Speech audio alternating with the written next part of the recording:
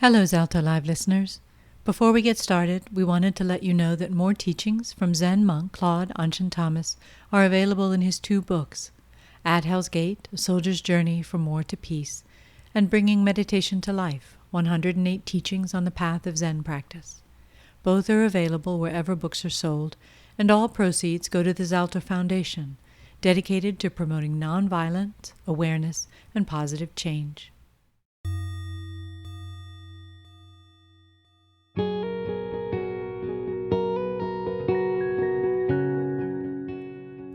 Hello and welcome to Zalto Live, the podcast featuring Zen Buddhist monk Claude AnShin Thomas, who will share with you his life experiences that includes not only military combat, personal violence, and addiction, but also healing, transformation, and the ongoing joy of everyday life. Please enjoy listening.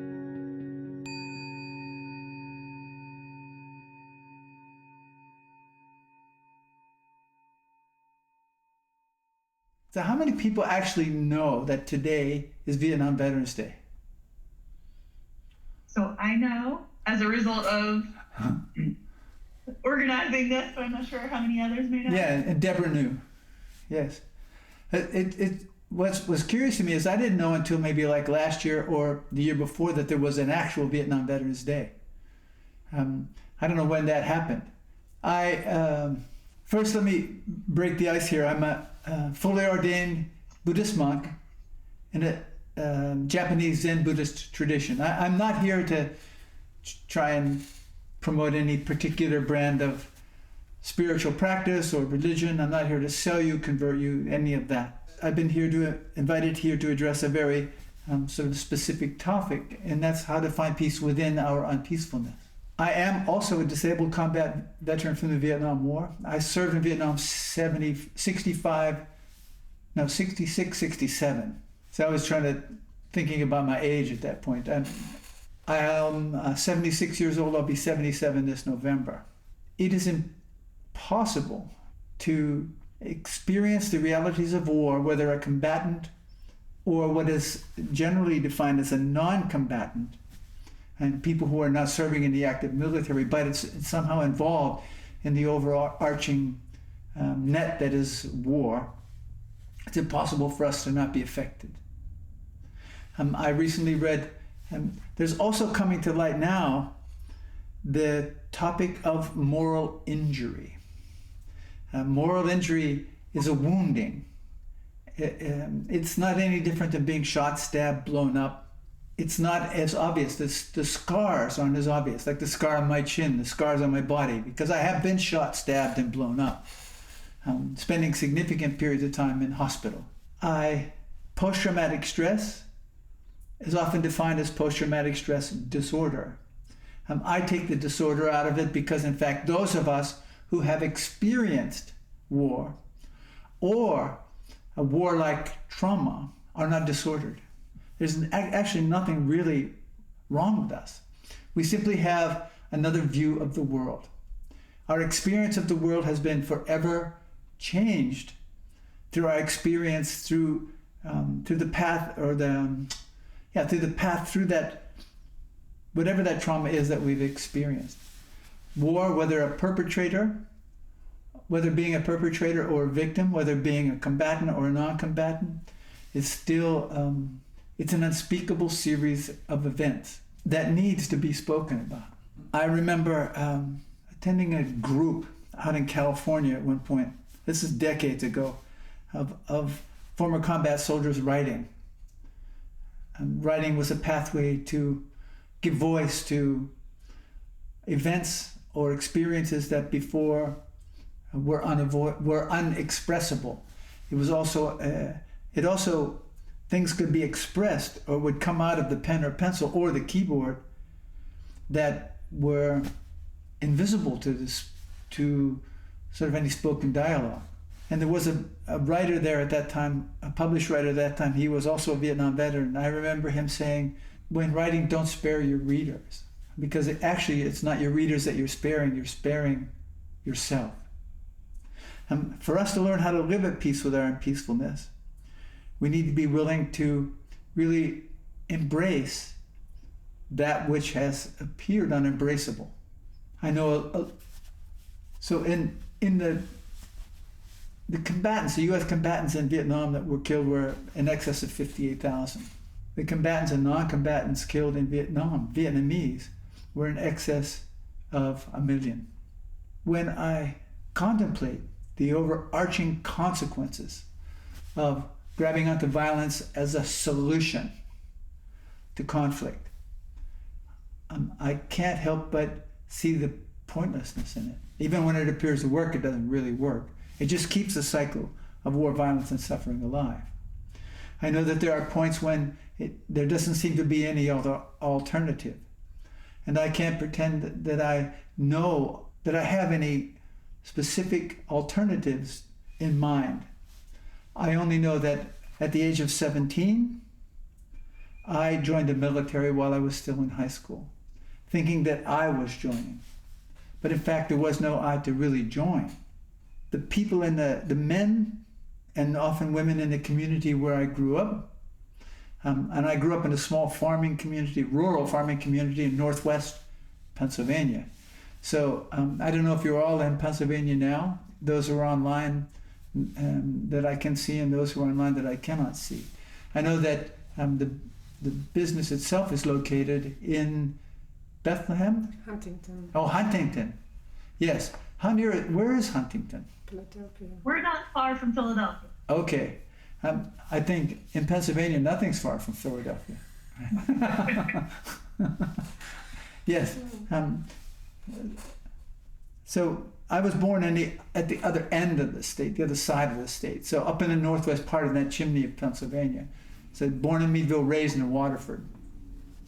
Most of the people in that community had been soldiers in the Second War, or were somehow had family members who served, and so that energy that permeated the culture of that community.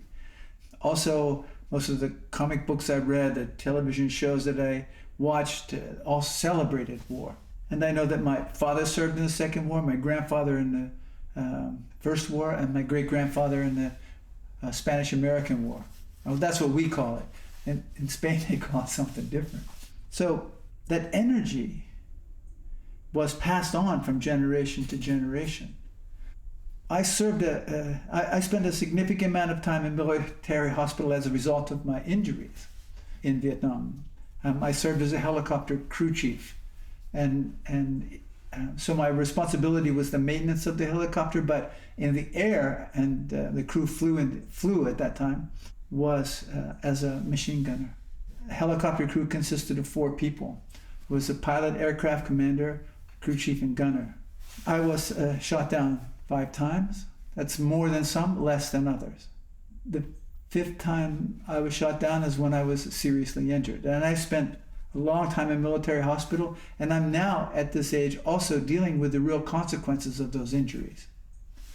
Now, back a while ago, I mentioned that 58,000 American soldiers were killed in Vietnam. It's 58,000, and there's some hundred. The number of people who died after their service, who took their own lives, during those early years post-Vietnam, those numbers weren't really accounted for. Today, that statistic is somewhere between 17 and 22 veterans and active duty military people take their lives every day. I understand that it's so challenging to make that transition from what we experience in combat, whether a combatant or a non-combatant, and then life post that. Life post-combat simply didn't make any sense to me. Now I know that as a company you work with issues around cancer and the treatment of cancer. One of the people who studied with me in Germany in 2017 was diagnosed with breast cancer.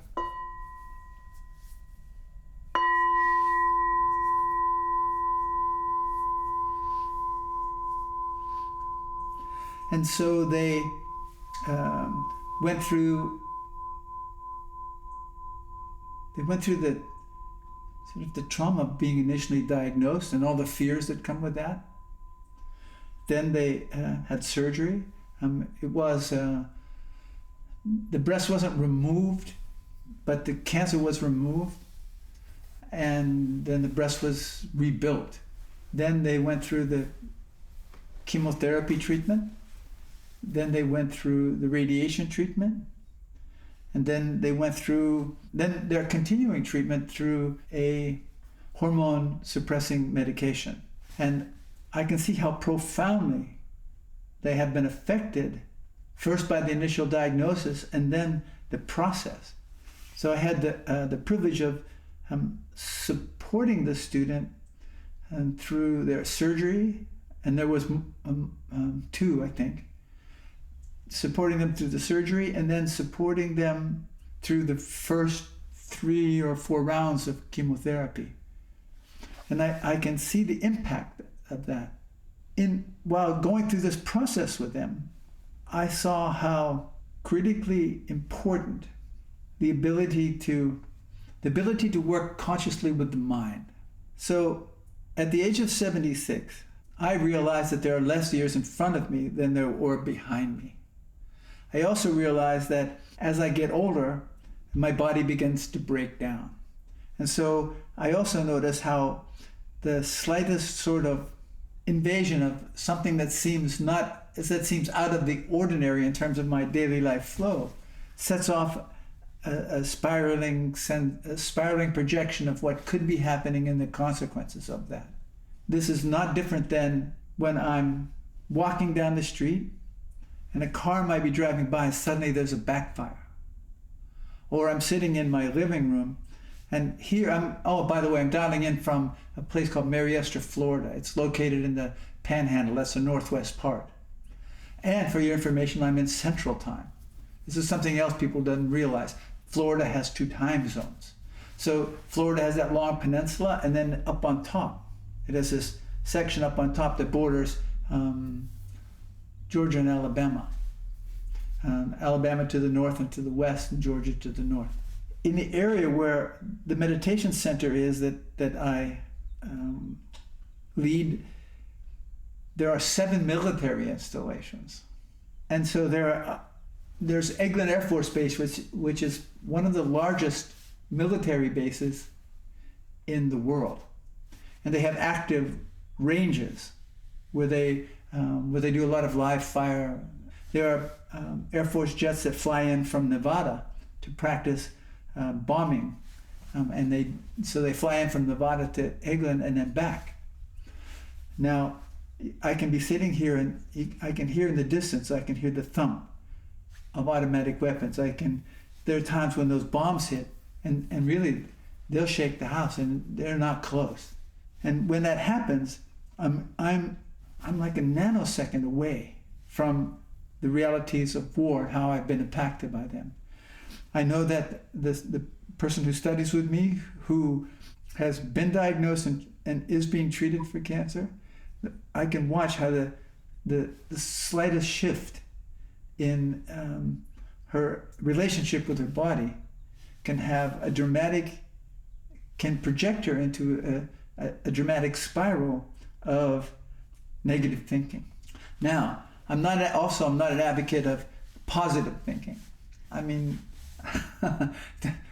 there was a book title in Salzburg, Austria, when I was there on one occasion, and the title of the book was "Too Much Positive Thinking Makes You Sick." And I understand that. So this is about what I learned through Buddhist practice was how to work with the mind in a more conscious and skillful way. How to understand that the thoughts that are produced in the mind are largely a consequence of the family generations that preceded me and what has been passed down in terms of a worldview from those family generations and from the collective conscious of which I'm a part, the society and culture of which I'm a part. And so to arrive at a disciplined meditation practice that enables me to establish a more active relation with my mind, the thoughts that are produced, the feelings that arise, to not reject those nor attach myself to those. So it is an intervention when the mind starts to spiral or when the emotions seem too big. Now, I just introduced the word meditation. It's often a word that's quite misunderstood. People think of meditation as sort of sitting in repose in some place and going through different sorts of exercises, like imagining things or visualizing things or listening to things. People also have this impression that meditation is about stopping thoughts. Those are all rather misconceptions. Meditation, in fact, is something that cannot be taught. Even though there are a plethora of meditation teachers, it can't be taught. And I will say that meditation and daily life are not two things. So it's about the discipline and structure that help me, that create, say, marker buoys that in the storm of thoughts and feelings enable me to navigate myself into a safe harbor.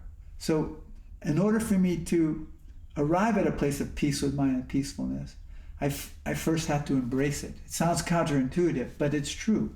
I have to embrace that which I have defined as unpeacefulness, because the more I attempt to not have it, the more it will draw me down, it will draw me into a place that seems inescapable.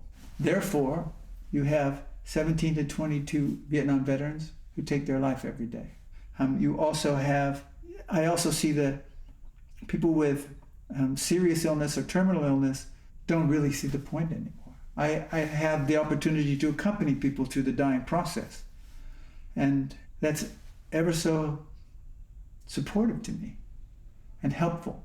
And it's increasingly now more helpful for me to understand that nobody gets out of this experience we call life alive.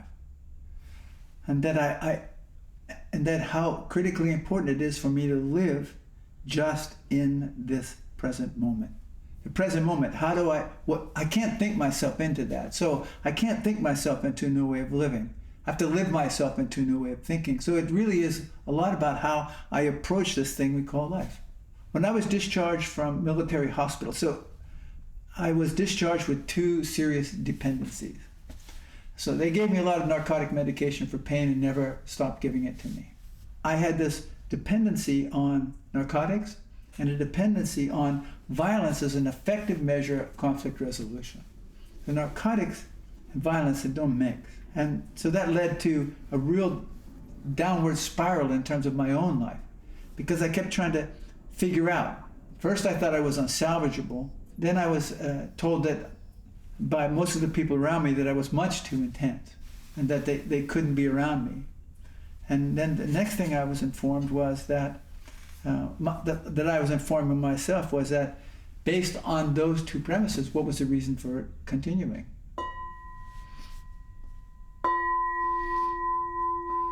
Those who died in the war, they were the lucky ones. And so for me, the overdoses were coming closer and closer together.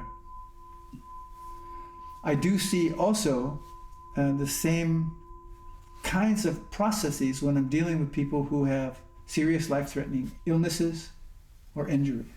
I searched and looked for all sorts of ways to escape how I was thinking or feeling, or my relationship with the world around me, because it really was forever changed by that experience of war. Just like I've witnessed those who are diagnosed with serious life-threatening illness, their relationship to the world is also forever changed. I might be able to compartmentalize and deny or block out the helplessness and hopelessness and the doubt and all that. I might be able to do that for a period of time, but in truth, it never really does sustain itself. There are no 10 easy ways or 10 easy things. There's no medication. In fact, I think that the majority of Vietnam veterans who take their lives have been already prescribed medications to not feel, because medications don't provide them the opportunity to heal. They provide them with a method of not feeling. And what I've witnessed is that there are these soldiers to take their life, or former soldiers, felt so disconnected. They felt nothing. There didn't seem to be any reason to continue. That being said, I'm not anti-medication. Please don't take that out of what I'm saying. I do believe there's a role.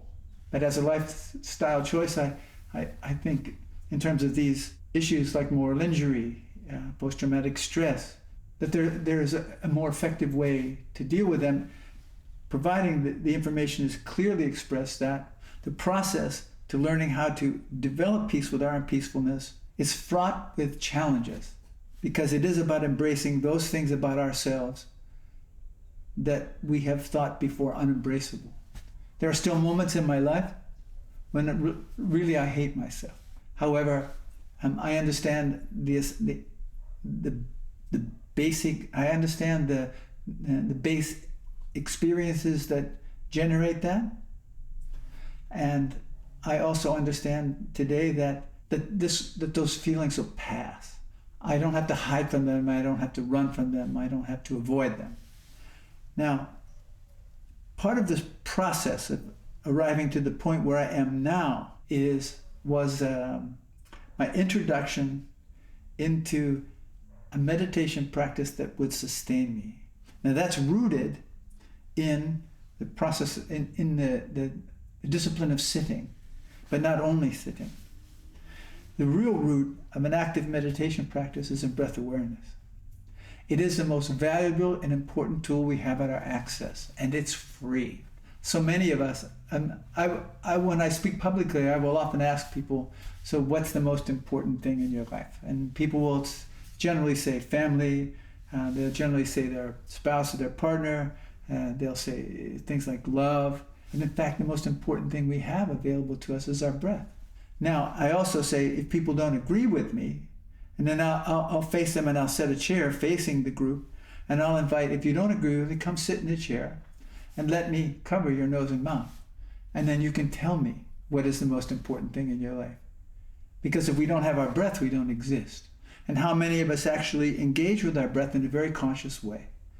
So an active meditation practice is about engaging with our breath in a very conscious way, all the time, in everything we do. Now, when I make that commitment, then I begin to realize how quickly my mind pulls me away from my breath. It is only in an active relation with my breath that I can be present in the moment. If I'm not present in the moment, then I'm living in a manufactured reality. Even though that manufactured reality does appear real, it in fact, it is and it isn't.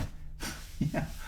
So what I really actively encourage is a disciplined practice of breath, of getting in contact with the breath, or engaging with breath awareness, and understanding that which distracts us from the breath is the thoughts, feelings, and perceptions that we're conditioned to experience the world through. That we can establish a different relation with all of that, and with those thoughts, with those feelings, with those perceptions, so that they are not as invasive, and I don't quickly get so caught up in the drama created by them, or the thoughts of avoidance, that I need to avoid this or that, or not talk about this or that. So what I generally invite people to do, and when I'm engaging with people live, what I do is, actually when I'm dealing with people online too, because here at the Magnolia Zen Center, we offer formal sitting meditation every Thursday and Saturday. So Thursdays we offer formal sitting meditation at 6 p.m. Central Time, and on Saturday mornings at 8 a.m. And on Sundays, I do an open session of questions and responses where people can come online and they can ask any question of me that they want. And I make sure to let them know that, and I'll do that here. And I make sure that I let them know that I don't have any answers. That what I'll do is I'll take their question, I'll respond to it from a place of my own experience and my study and practice as a fully ordained monastic who's been living ordained now 26 years. Before each of these sessions, I also have a meditation group I have an active group with former combat soldiers or former military veterans. That's also on Sundays at 6 p.m. Central Time. This question and response session is 11 a.m. Sundays on Central Time. Dial-up information is easily available. You'd be welcome to join at any of those events if you would like. What I do in front of all of these events is I give instructions on posture, how to sit. Then I give instructions on breath awareness, how to engage with the breath. And then we sit together for 10 cycles of breath, sometimes 5 minutes, but generally 10 cycles. A cycle of breath being an in-breath by an out-breath. So the way this meditation practice was passed on to me, I pass on to others. So when breathing, it's to become conscious of how I breathe.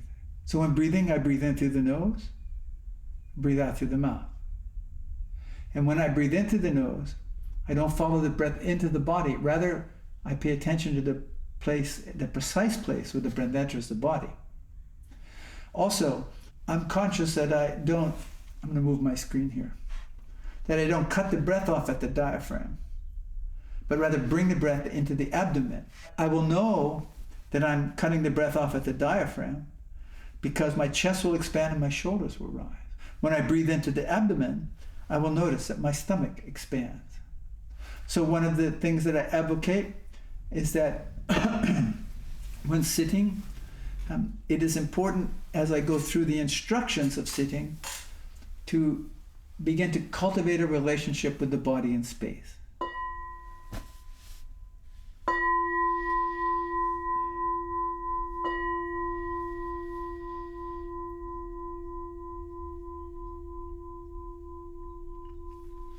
This is something that I think is extremely important because we take the body often, most people take the body for granted. I know that I was conditioned to not feel, to not be aware of the body. I had to ignore pain. I had to ignore discomfort.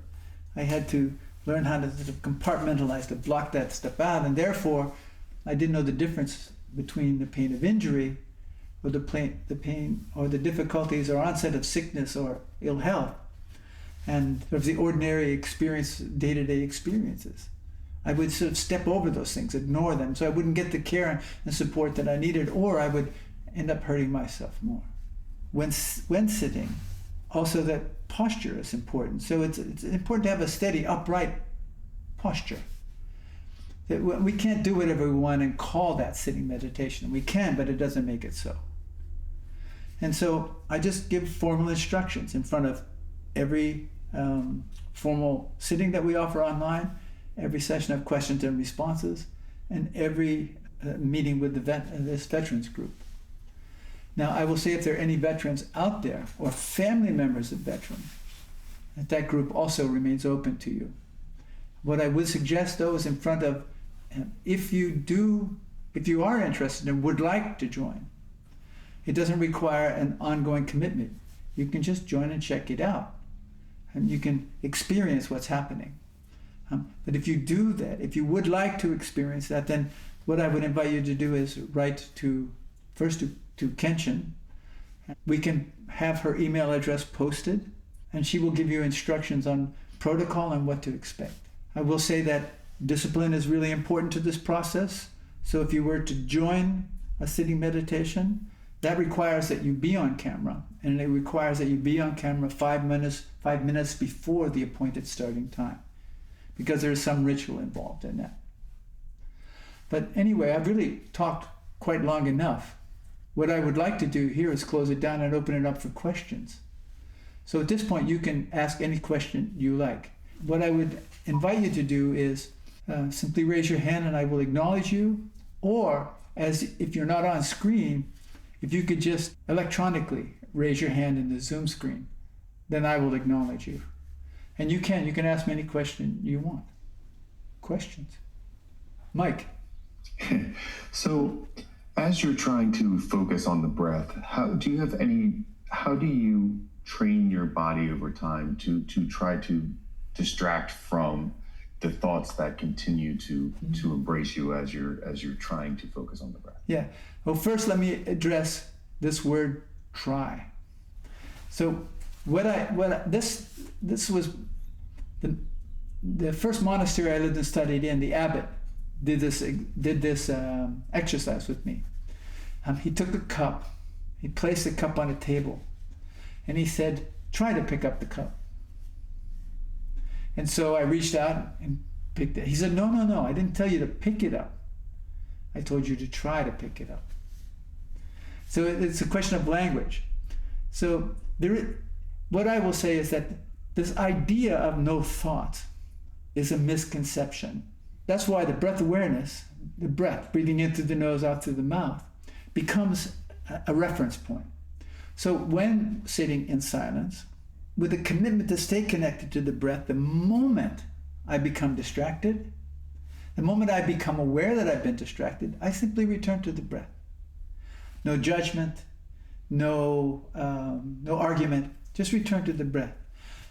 In this first monastery where I lived and studied, when I was first introduced to this practice, it felt impossible to me. The abbot gave me an exercise.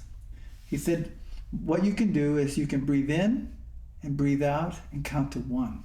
So you would do that until you reach 10 and then back to 1. The object is not to get to 10, but the object is to have a point of reference to support you in staying in contact with your breath. So when I first received this practice, I would breathe in, breathe out, I'd count to 1. I'd breathe in, and then I'd be immediately distracted. It took me a good, I think 6 or 8 months, maybe 6 or 8 months, to me get to 5. And then what I also found out, then I became absorbed in the counting, and the next thing I knew, I was at like 45. So I just had to just stay with it, stay with this practice. And as I stay committed to the disciplined practice, which is form, not only form, and this commitment to connect to the breath, I don't know when it happened, but I suddenly reached a point where I was easily in contact with my breath, and I became the observer of my thoughts, feelings, and perceptions. So my thoughts and feelings and perceptions were all present, but I was not being drawn away from the present moment, which is connection with my breath. So it's about repetition, and it's about commitment, it's about willingness, and about giving up all of the ideas of what meditation is, and because it's meditation, it's not medication. It's about waking up. It's not about going to sleep. Questions? Yes, Tom. Hey, thank you. This has been very helpful. Are you welcome? Something that caught my attention is the term moral injury. Yes.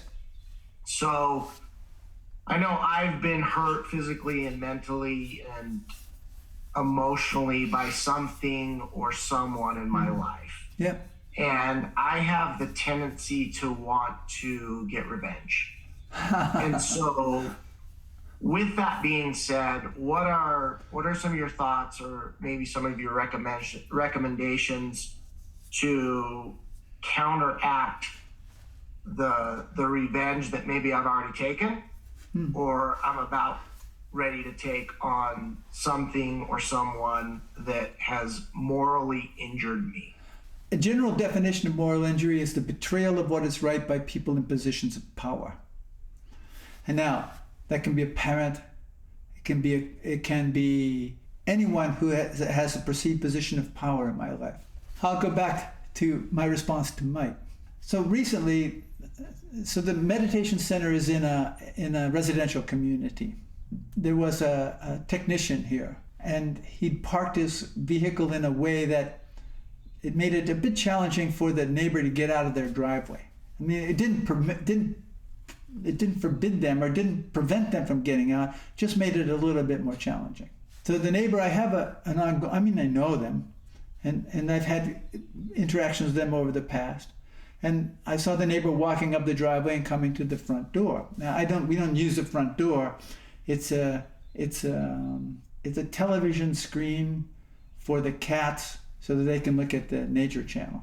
Now, so I usually just send him around to the side door.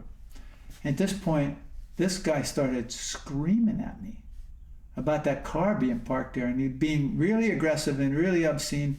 And the first thing that popped through my head was to pop the door open and blitz this guy. So the thoughts, the first were the feelings, and the feelings of being attacked. Then the feelings give way to thoughts, which are rooted in my conditioning as a combat soldier, and my life past combat, post combat. And what happens in those moments is that immediately at the onset of that, I grab a hold of my breath. And in this instance, the cats that we have, which they stay in the house, they don't go out, they're not free roaming, that I knew that if I popped that door and blitzed this guy, that the cats might get outside.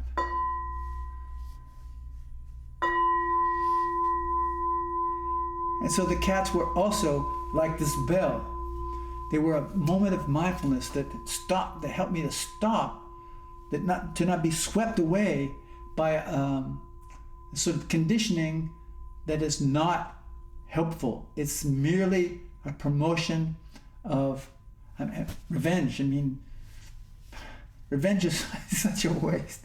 It's such a waste of time. I identify with the desire and the quest and the wanting, and there are other sort of things that I discovered or used over time to just create that buffer between the drive of conditioning and the reality of response. So first I have to really want to do it different. And I do. I really want to live differently because I know violence is not a solution. I just know it. My life is steeped in it, and I understand there's consequences to that. So if I have that buffer and don't immediately react, then I have some time that I can process what's actually happening, and I can think the topic through. I also have a community of like-minded people that I can openly talk with, not for advice, not for guidance, but just to the process of talking, which is also one of the meditation practices that I introduce people to: deep listening and mindful speech. It helps me to come to more conscious awareness of my own peacefulness. Question, Courtney. I guess I wanted to ask how you kind of direct people through coming to terms and not shying away from trauma if it's a new trauma, if someone's just been diagnosed, if someone's just gone through a traumatic incident and they're in that time when the thoughts just flood their brain and it's hard to it feels like it's hard to keep control of the invasive thoughts that are constantly coming in. Well, the point is, Courtney, is not to control the invasive thoughts. Oh, true. Because it's the effort to control the invasive thoughts that give them so much strength. And I often use the analogy. Let's say I was walking through. Say I was walking through a forest or a jungle or something, and I stepped into a pool of quicksand. The more I struggle, the quicker I sink. So I know it's counterintuitive, but the point is that if I relax, if I can just relax, I can actually swim in that stuff. So it's not about, the more I don't want to have those invasive thoughts, the more they run my life, the more they pull me down into an ever-descending spiral of suffering. When I encounter people who are fresh out of war or currently diagnosed with something that feels catastrophic to them, is that I have to know that I have not war I have experienced, but catastrophic illness, yet I don't have that experience personally. And so I just clearly communicate that. Look, I have no idea what that's like for you. I mean, I have some now because I have a student who's been through that. And I have met a number of people who have had these experiences. But having not had it personally, there's no way I can really identify. So I don't make any effort. I don't make any effort to comfort them. I don't make any effort to control them. I make an effort to just be present, to really listen to them. Because there is so much relief in being able to just talk to someone who just listens, and how powerful that is. So in Buddhist practice, it's often referred to as bearing witness, to just be present and to understand that the feelings that I have in bearing witness, the thoughts that I have in bearing witness, all the ideas that pop up in bearing witness are mine, not the person I'm with. They're mine. And so I'm given an opportunity to have more insight into my own person and what gets in my way of really being present to the world, which is, at that moment, that person. Questions? Hi, Jesse. Hi. Yeah, so mine was kind of piggybacking on Courtney's question and your response. I thought it was really interesting. We were talking about meditating and bearing witness to the thoughts without judgment. But I feel like that process is non-trivial. So I'm really interested in kind of your thoughts when you see yourself judging those thoughts and maybe distracting you from the breath. How you kind of bring yourself on point to avoid making judgments of those types of distracting thoughts, or even those thoughts of actually negative spiraling thoughts. I am of the nature to be judgmental. So I'm of the nature to be judgmental towards myself. I'm of the nature to be judgmental towards others. However, what I do with that tendency is what then becomes important to me today. So I understand that when I have those judgments, I don't make an effort to eliminate. See, I caught myself, Mike. I don't try.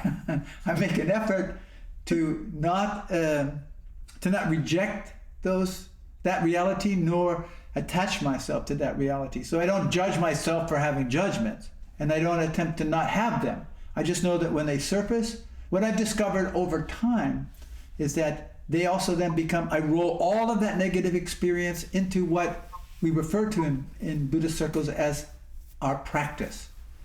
From the beginning, meditation and daily life are not two things. It's how to be attentive to the smallest of particles in my life, to the details connected, like to opening a door, to washing dishes, to cleaning the sink after I brush my teeth, those sorts of things, and how those become anchors for me when those judgments arise.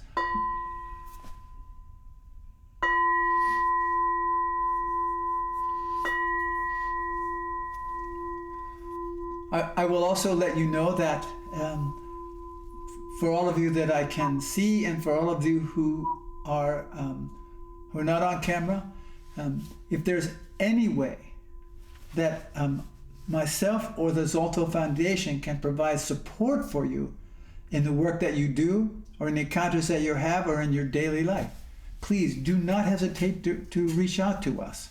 I am a mendicant by vow, so everything I do for free. If people want to support me, they're welcome to donate, but it's not obligatory. I'm at your access. I live, my life is a commitment to service. The bells just reminded me that our hour is up. So what I'll do is I want to end in a way in which I often do. I'm going to do a recitation with you. It's very simple. I call it the evening gatha, or the life death chant. Kenshin has to we use some clappers with this. It's something that I do every night. So here's what I invite you to do. First thing in the morning, when you get up, before you do anything else, make your bed like you never slept in it. And then spend some time in quiet reflection. Find a comfortable position to sit. And begin the process of connecting with the breath. So first thing in the morning, 5 minutes. Last thing at night before you go to bed, 5 minutes. Do that every day for 30 days without fail. Just do it. And then at the end of 30 days, reach out to me. Let me know how you've experienced the process. The other thing that drew me to Buddhist practice is it's non-religious. It's just ultimately so pragmatic and makes so much sense. I use these clappers, but I'll be gentle with them.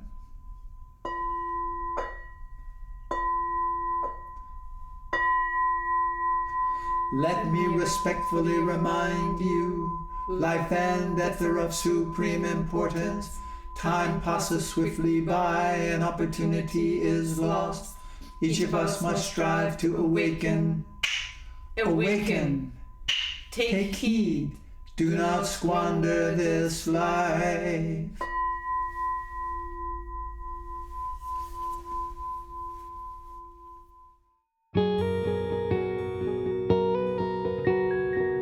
Thank you for listening to this episode on Zalto Live. If you would like additional information, please look at the show notes or visit zalto.org. That's ZALTHO.org. Our work is made possible solely through donations, so please consider making a tax-deductible gift on our website. We wish you well and thank you.